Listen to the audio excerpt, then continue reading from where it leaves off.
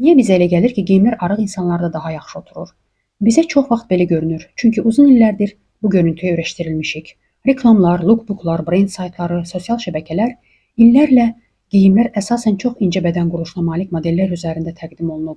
Gözümüz buna alışıb və belə oturuş doğru kimi qəbul olunmağa başlayıb. Halbuki məsələ başqalarında geyimin pis oturması deyil.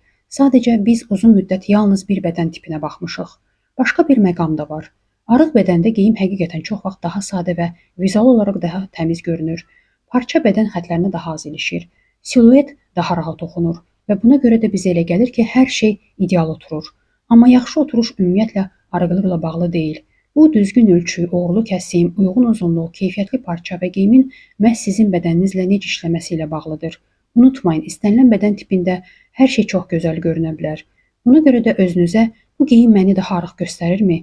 Sualını yox, mən bu geyimdə özümü bəyənirəmmi? Siluet gözəl görünürmü? Özümü inamlı hiss edirəmmi? Suallarını vermək daha doğrudur. Çünki stil modelə bənzəməyə çalışmaqdan yox, özünü və güclü tərəflərini anlamaqdan başlayır.